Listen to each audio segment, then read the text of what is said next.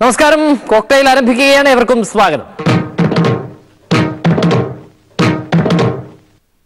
8 kilometre മാത്രമുള്ള ഒരു bypass ഉദ്ഘാടനം ചെയ്യാൻ അങ്ങ് ദില്ലിയിൽ നിന്ന് പ്രധാനമന്ത്രി നേരിട്ടെത്തി എന്നറിഞ്ഞിട്ട് മൂക്കത്ത് വിരൽ വെച്ചിരിക്കുകയാണല്ലോ മലയാളികൾ.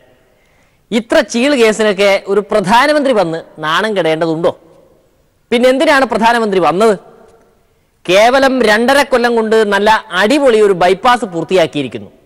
ഇനി സംസ്ഥാനമെങ്ങാനും അതിൻ്റെ ക്രെഡിറ്റ് കൊണ്ടുപോയാലോ എന്ന് പേടിച്ചിട്ടാണ് പ്രധാനമന്ത്രി തന്നെ നേരിട്ട് ഓടി വന്നത്. ഇത്രയ്ക്ക് പേടിയാണോ ഇതൊക്കെ? ഇങ്ങനെ പോയാൽ പഞ്ചായത്ത് റോഡിന്റെ ഉദ്ഘാടനം വരെ പ്രധാനമന്ത്രി ചെയ്യാൻ സാധ്യതയുണ്ട്. അതിലെന്താ കാര്യം? എത്ര കണ്ട് വൈകുന്നു അത്ര കണ്ട് മതിപ്പ് കൂടുമെന്ന് ആരെങ്കിലും പറഞ്ഞു കൊടുത്തിട്ടുണ്ടായിരിക്കും. MLA മാരെയും മന്ത്രിമാരെയും ഒക്കെ അനുകരിക്കുക. വേറെ പിശാചികൾ ഒന്നിനെയും കിട്ടിയില്ല ഉദ്ഘാടനത്തിന്. റോഡ് കമ്മിറ്റിക്കാരത്ര മണ്ടന്മാരൊന്നും അല്ല. ശ്രീ KP തങ്കപ്പൻ നായരെ കൊണ്ടൊരു ബസ് വാങ്ങിപ്പിച്ച് ഈ റോഡിൽ ഓടിപ്പിക്കണം. ഒരു ബസ് വാങ്ങിക്കാൻ കെൽപ്പുള്ള വേറെ ആരാ ഉള്ളത് ഈ നാട്ടില്?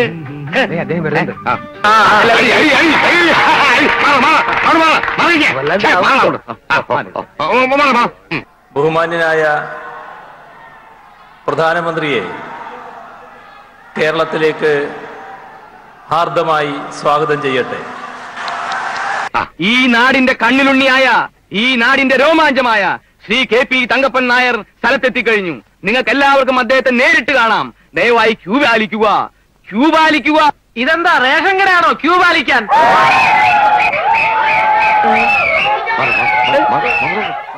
This marks the official inauguration of Kollam bypass on NH66, truly a historic moment for Kerala and India. പ്രിയപ്പെട്ട എന്റെ സ്വന്തം നാട്ടുകാരെ, നമ്മുടെ എല്ലാം ശ്രമഫലമായി ഈ നാടിന്റെ ഹൃദയരേഖയായ വേറ്റുമ്മൽ കൊങ്ങാറ്റ റോഡ് ഇന്നിതാ ഗതാഗത യോഗ്യമായിരിക്കുകയാണ്. പൗരമുഖ്യനും പൊതുക്കാര്യ പ്രസക്തനും ദാനധർമ്മിഷ്ഠനുമായ ശ്രീ KP തങ്കപ്പൻ നായർ അവകളെ തന്നെ ഈ റോഡിന്റെ ഉദ്ഘാടകനായി ലഭിച്ചത് ഈ നാടിന്റെയും റോഡിന്റെയും മഹാഭാഗ്യമായി ഞാൻ കരുതുന്നു. പ്രധാനമന്ത്രി വന്നതിന്റെ അഹങ്കാരത്തിൽ 4-5 BJP-ക്കാർ ഉദ്ഘാടന വേദിയിൽ അതാ നെകളിപ്പ് തുടങ്ങുന്നു. മുഖ്യമന്ത്രി സംസാരിക്കാൻ തുടങ്ങുമ്പോൾ തോന്നിയാസ പരിപാടി ആരംഭിച്ചു.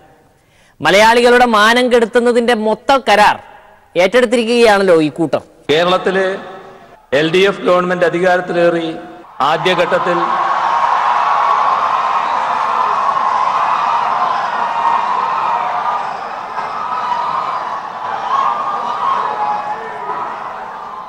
വെറുതെ ശബ്ദം ഉണ്ടാക്കാൻ കുറെ ആളുണ്ട് തോന്നുന്നല്ലേ? Don't play boys, don't play boys. അലമുണ്ടാക്കണ്ട. വെറുതെ ശബ്ദം ഉണ്ടാക്കാതിരിക്കുന്നതാണല്ലേ. ഒരു യോഗത്തില് അതിൻ്റെതായ അച്ചടക്കം പാലിച്ചിരിക്കുന്നതാണ് എപ്പോഴും നല്ലത് കേട്ടോ. എന്തും കാണിക്കാനുള്ള ഒരു വേദിയാണ് യോഗം കരുതരുത്. ശബരിമലയുടെ പേരിൽ 4 വോട്ട് പിടിക്കാൻ പറ്റിയാലോ എന്നൊക്കെ വിചാരിച്ചാണല്ലോ പ്രധാനമന്ത്രി ചാടിപ്പിടിച്ച് ഇങ്ങ് കേരളത്തിലേക്ക് വന്നത്. അപ്പൊ പിന്നെ 4 മലയാളവും പറയണമല്ലോ. ഇതെന്നുമുള്ള പരിപാടിയല്ലേ? സംഗതി ക്ലീശയായി പോയി എന്ന് ഈ പ്രധാനമന്ത്രിയോട് ആരെങ്കിലും ഒന്ന് പറഞ്ഞു കൊടുക്കണം. കേരളത്തിലെ പ്രിയപ്പെട്ട, ഇത് തെലുങ്കും കന്നഡയൊന്നുമല്ല, ദൈവം ഉണ്ടാവുന്നതിന് മുമ്പുള്ള കാടൻ ഭാഷയാണ്. In Kollam, on the banks of the Astamudi Lake, I sense recovery from the floods of last year. But we have to work harder to rebuild Kerala. I congratulate you for completion of this bypass, which will make life easier for the people. നേരത്തെ പറഞ്ഞല്ലോ, വെറുമൊരു 8 kilometre റോഡിന്റെ credit വരെ തട്ടാനാണ് പ്രധാനമന്ത്രി ചാടിപ്പിടിച്ച് വന്നിരിക്കുന്നതെന്ന്. അതുതന്നെയാണ് സംഗതി. മോദിജിയുടെ പ്രസംഗം കേൾക്കണം. എല്ലാം ചെയ്തത് എന്റെ സർക്കാർ. Ease of living for the people is the commitment of my government. We believe in Sabka Saath, Sabka Vikas. My government gave the final sanction to this project in January 2015. I am happy that with contribution and cooperation of state government, we have completed the project in an effective manner. നമ്മുടെ കണ്ണന്താനം സാറിനെ കുറെ കാലത്തിന് ശേഷം കയ്യിൽ കിട്ടിയിട്ടുണ്ട്. കണ്ണന്താനം സാറിനെ കാണാതെ പ്രേക്ഷകരും ബോറടിച്ചിരിക്കുകയാണ് എന്നറിയാം. മോദിജി കേരളത്തിൽ വരുന്നതിന് മുന്നോടിയായി ഞാൻ കേരളത്തിൽ തന്നെ ഉണ്ട് എന്നറിയിക്കാൻ നേരിട്ട് വാർത്താ സമ്മേളനം വിളിച്ചതാണ് കണ്ണന്താനം സാർ. ടൂറിസം മേഖലയിൽ കണ്ണന്താനം സാർ നടപ്പിലാക്കിയ വിനോദ പരിപാടികളെ കുറിച്ച് പറയാനാണ് ഈ വാർത്താ സമ്മേളനം. കൂട്ടത്തിൽ സംസ്ഥാന സർക്കാരിനെ ഒന്ന് മക്കാറാക്കുകയും ചെയ്യാമല്ലോ. അപ്പോൾ നമുക്ക് ഓവറോൾ ഒരു പിക്ചർ തരാം നമ്മുടെ ടൂറിസത്തെ പറ്റി. നമ്മൾ കഴിഞ്ഞ വർഷം world travel and tourism council അത് ലോകത്തിലെ ടൂറിസത്തെ പറ്റിയൊക്കെയുള്ള സർവേ നടത്തുകയും ആധികാരികമായിട്ട് ആരെവിടെ നിൽക്കുന്നു എന്നൊക്കെ കണക്ക് കൊടുക്കുന്ന ഒരു ഏജൻസിയാണ്. രാജ്യങ്ങൾക്കൊക്കെ ഉപദേശം കൊടുക്കുന്ന ഒരു ഏജൻസിയാണ്. അവരുടെ റാങ്കിങ് അനുസരിച്ച് ഇന്ത്യ 3-ാം സ്ഥാനത്താണ്. ചൈനയും അമേരിക്കയും കഴിഞ്ഞ 3-ാം സ്ഥാനത്ത് വരുന്നത് ഇന്ത്യയാണ്. ഈ ടൂറിസ്റ്റ് വികസനം എന്ന് പറയുന്നത് മോദിജിയുടെ ടൂറിന്റെ കാര്യമാണോ? മോദിജിയുടെ ടൂറാണെങ്കിൽ അത് ഈ 4.5 കൊല്ലത്തിനിടയ്ക്ക് നല്ലോണം വികസിച്ചിട്ടുണ്ട്. ഏകദേശം 2,500 കോടി രൂപ ചെലവുമായിട്ടുണ്ട്. വരുമാനം വെച്ച് നോക്കിയാൽ കഴിഞ്ഞ വർഷം വിദേശ ടൂറിസ്റ്റുകളിൽ നിന്ന് ഏതാണ്ട് $27 ബില്യൺ എന്ന് പറഞ്ഞാൽ ഏകദേശം 1,77,000 കോടി രൂപ. അന്നത്തെ നമ്മുടെ രൂപയുടെ വിനിമയ നിരക്കനുസരിച്ച് കൂട്ടിയാൽ 1,77,000 കോടി രൂപയുടെ വരുമാനമാണ് നമുക്ക് കിട്ടിയത്. ഇന്നത്തെ നിരക്ക് വെച്ച് കൂട്ടുകയാണെങ്കിൽ ഏതാണ്ട് 2 ലക്ഷം കോടിയോളം വരും. ഇത് വിദേശ ടൂറിസ്റ്റുകളിൽ നിന്ന് മാത്രം വന്ന വരുമാനമാണ്. എന്റെ പൊന്ന് കണ്ണന്താനം സാറേ, ഈ വരുമാന കണക്കൊക്കെ കൊള്ളാം. പക്ഷേ ടൂറിസം വഴി ഇങ്ങോട്ട് കിട്ടിയ വരുമാനത്തെക്കാൾ മോദിജി അങ്ങോട്ട് പോയ വഴിയിൽ ചെലവാകുകയല്ലേ ചെയ്തത്? ഒരു വശത്ത് വിദേശികളുടെ ടൂറിസത്തിൽ നിന്നും വരുമാനം കിട്ടുമ്പോൾ ആ കാശെടുത്ത് മോദിജി വിദേശത്തേക്ക് കറങ്ങാൻ പോവുകയല്ലേ, പിന്നെന്ത് ലാഭം? അതുപോട്ടെ, ഈ സംസ്ഥാനങ്ങൾക്ക് ഈ വരുമാനത്തിൽ നിന്ന് വല്ലതും കൊടുക്കുന്നുണ്ടോ? അപ്പൊ ഈ 2 പ്രോജക്റ്റുകളെ പറ്റി ഒരു പ്രധാനമായിട്ട് കാര്യം പറയാനുള്ള, ഈ 2 പ്രോജക്റ്റുകളും 100% കേന്ദ്രത്തിന്റെ തുകയാണ്. ഒരൊറ്റ പൈസ പോലും സംസ്ഥാനം ചെലവഴിക്കേണ്ട. 100% സെൻട്രൽ സ്കീംസ് ആണ്. സെൻട്രലി സ്പോൺസർഡ് എന്ന് പോലും പറയാൻ പറ്റില്ല. സെൻട്രൽ സ്കീംസ് ആണ് 100%.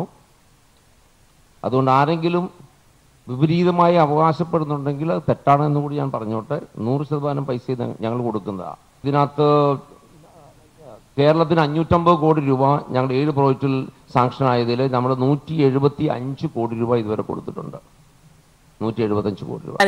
ഇങ്ങനെ ടൂർ അടിച്ചും ടൂർ വിശേഷം പറഞ്ഞും അങ്ങനെ പോയാൽ മതിയോ?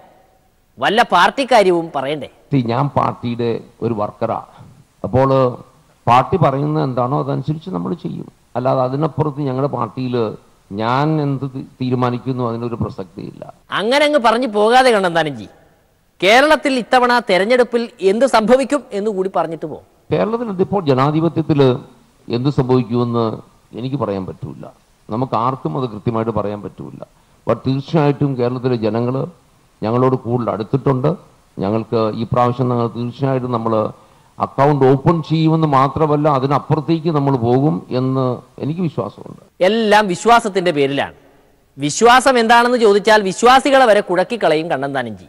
അവസാനം നമ്മൾ എല്ലാം വിശ്വാസത്തിൻ്റെ പ്രശ്നമാണ്. ജനാധിപത്യമാണെങ്കിലും ഇന്നയാൾ ഞങ്ങൾക്ക് വേണ്ടി കാര്യങ്ങൾ ചെയ്യും എന്ന് നമുക്ക് വിശ്വാസമുള്ളപ്പോഴാണ് നമ്മൾ ഒരാൾക്ക് വോട്ട് ചെയ്യുന്നത്. നമ്മുടെ ദാമ്പത്യ ജീവിതത്തിൽ ഇന്നയാൾ എൻ്റെ ആളാണ്, എൻ്റെ ഭർത്താവാണ്, എൻ്റെ ഭാര്യയാണ്, എൻ്റെ മക്കളാണ്, ഇതെല്ലാം ഫ്രണ്ട്ഷിപ്പ്. നമ്മുടെ സുഹൃത്തുക്കളാവുന്ന എങ്ങനെയാണ്?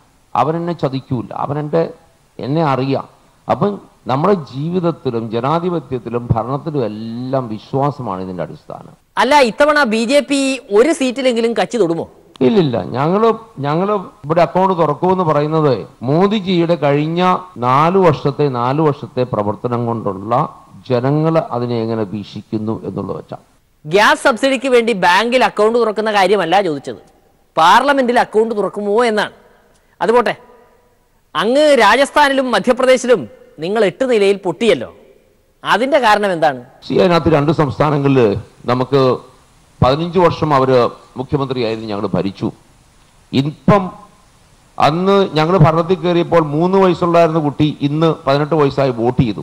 ഈ കക്ഷികളെല്ലാം കണ്ടിരിക്കുന്ന ഒരൊറ്റ മുഖ്യമന്ത്രിയുടെ പടമാണ്. കുറച്ച് കഴിയുമ്പോൾ അങ്ങ് ബോറടിക്കുമെന്നേ. ഒരാളുടെ മാത്രം പടം 15 വർഷം, ഞാൻ ജീവിതം മുഴുവൻ ഇദ്ദേഹത്തിന്റെ പടം കണ്ടുകൊണ്ടിരിക്കാൻ പോകണം. ആളുകൾക്കൊരു മാറ്റം വേണം. So anti incumbency is there. അത് ന്യായം. 4.5 കൊല്ലം കൊണ്ട് മോദിജിയെയും കണ്ട ആളുകൾക്ക് ബോറടിച്ചിട്ടുണ്ട് ജി. അപ്പോ മോദിജിയെയും തോൽപ്പിക്കാമല്ലോ അല്ലേ?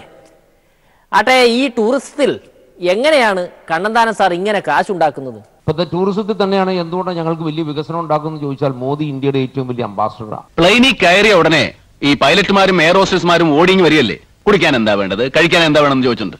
ഞാനൊരു സ്ഥിരം യാത്രക്കാരനാണല്ലോ.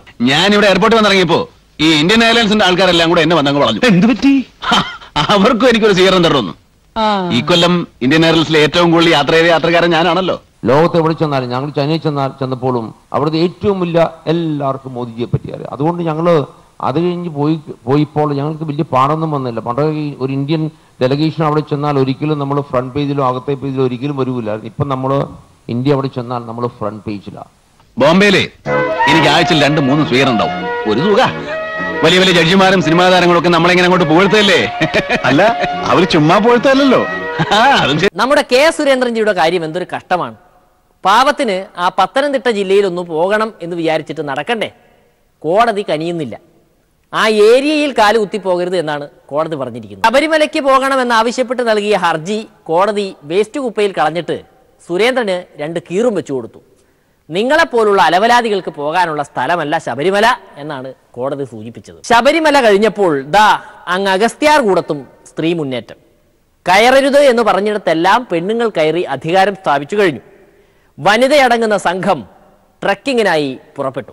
എക്സൈറ്റ്മെന്റോട് കൂടി തന്നെയാണ് ഈ ട്രക്കിങ്ങിനെ നോക്കി കാണുന്നത്. കാരണം ആദ്യ വനിത എന്ന് പറയുന്നത് സാഹചര്യവശാലായിപ്പോയതാണ്. എൻ്റെ ലീവൊക്കെ നോക്കി ഞാൻ കൺവീനിയൻ്റ് ആയിട്ട് 14-ാം തീയതി ബുക്ക് ചെയ്തു. അപ്പം മറ്റ് സ്ത്രീകളൊന്നും 14-ാം തീയതി ബുക്ക് ചെയ്യാത്തത് കൊണ്ടാണ് ഞാൻ ആദ്യ വനിതയായത്.